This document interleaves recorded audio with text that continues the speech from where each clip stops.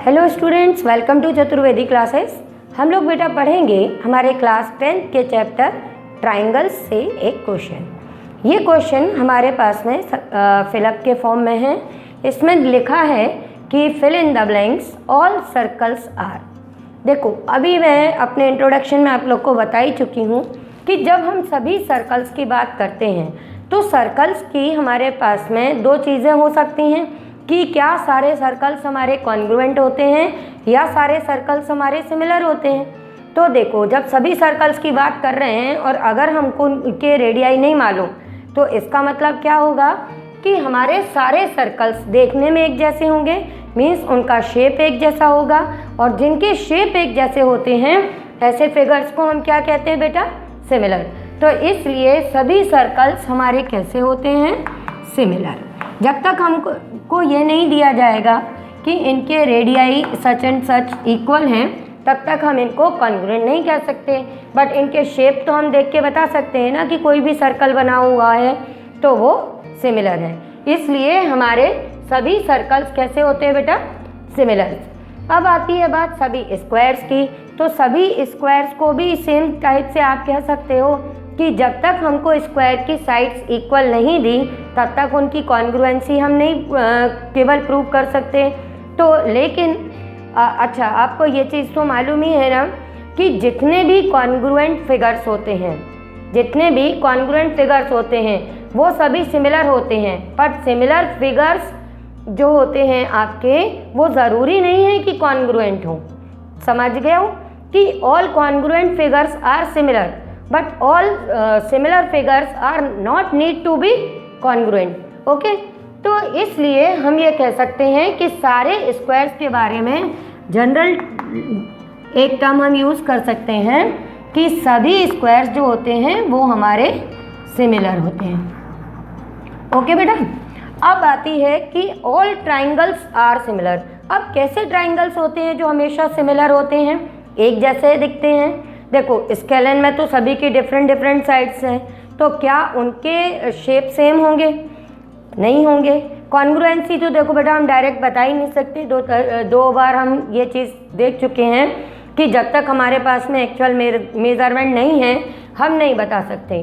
पर जब हमने कहा कि सारे ट्राइंगल्स, कौन से ट्राइंगल्स ऐसे होते हैं जो कि आप कह सकते हो सिमिलर हैं, तो हमको मालूम है कि अगर हम एक ट्राइंगल ऐसा बनाएं और एक ऐसा बनाएं और जिनकी ऑल साइड्स इक्वल हों, तो हमको मालूम है कि ऐसे जो हमारे ट्राइंगल्स होंगे जिनके की अपनी सारी साइड्स इक्वल हैं या एंगल 60 डिग्री के हैं, तो ये ट्राइंगल्स अपने होते हैं इक्विलेटरल ट्राइंगल्स।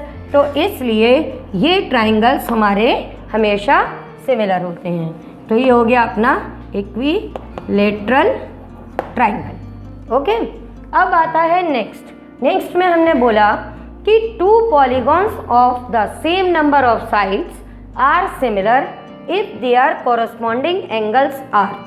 देखो, अब यहाँ पर ये थी कि अगर ट्राइंगल्स की बात कर रहे हैं तो हमने देख लिया दो ट्राइंगल हैं और उसमें बता दिया कि कैसे सिमिलर हैं, या स्क्वायर है या सर्कल्स हैं, क्योंकि वो देखने में एक जैसे ही होते हैं। पर अगर हमने यहाँ पर कहा कि इन जनरल आप कोई भी पॉलीगॉन की बात कर रहे हो जिसकी नंबर ऑफ साइड्स इक्वल है, तो क्या आप देख के एकदम से कह सकते हो कि वो सिमिलर हैं सिवाय सर्कल्स, स्क्वायर और इक्विलेटरल ट्राइंगल के? नहीं कह सकते। क्यों? यहाँ पर इसके लिए क्या ज़रूरी है कि अगर उनकी नंबर ऑफ साइड्स तो सेम है लेकिन उनके कॉरस्पॉन्डिंग एंगल्स भी कैसे होने चाहिए बेटा? वो होने चाहिए आपके इक्वल। ठीक है, तो ये आपके कैसे होने चाहिए? इक्वल होने चाहिए।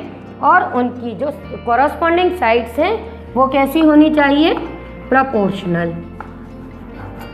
आप इस चीज़ को रिलेट कर पा रहे हो? फॉर एग्जाम्पल कि मान लो कि अगर हम यहाँ पर एक स्क्वायर बना दें, ठीक है, और एक रेक्टेंगल बना दें। अब देखो, दोनों में नंबर ऑफ साइड्स तो सेम है ना, दोनों में नंबर ऑफ साइड्स 4 हैं अपने पास में।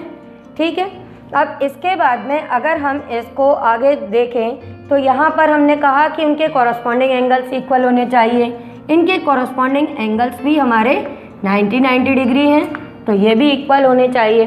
पर नेक्स्ट कंडीशन क्या कंपलसरी है अपने पास में सिमिलर होने के लिए कि उनकी कॉरस्पॉन्डिंग साइड्स प्रोपोर्शनल होनी चाहिए, मीन्स साइड्स का रेशो सेम होना चाहिए। पर देखो स्क्वायर की सारी साइड्स इक्वल होती हैं, मान लो 2 2 है और ये हमने मान लिया ये 4 और 3 है।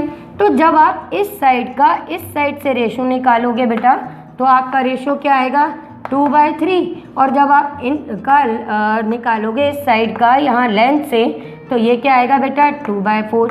क्या ये अपना रेशो सेम आ रहा है?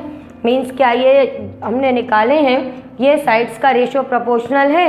नहीं है। तो इसलिए ये अपने पास में कंडीशन भी है, ये आपको याद रखनी चाहिए कि कभी भी दो पॉलीगॉन जिनमें नंबर ऑफ साइड्स इक्वल हैं ज़रूरी नहीं है कि वो सिमिलर होंगे, और अगर उनको वो सिमिलर हैं तो उनके कॉरस्पॉन्डिंग एंगल्स हमेशा इक्वल होंगे और कॉरस्पॉन्डिंग साइड्स का रेशो जो है वो सेम होगा, जिसको कि हम बोल रहे हैं प्रोपोर्शनल होगा। ओके बेटा, अब हम लोग करेंगे अपना नेक्स्ट क्वेश्चन।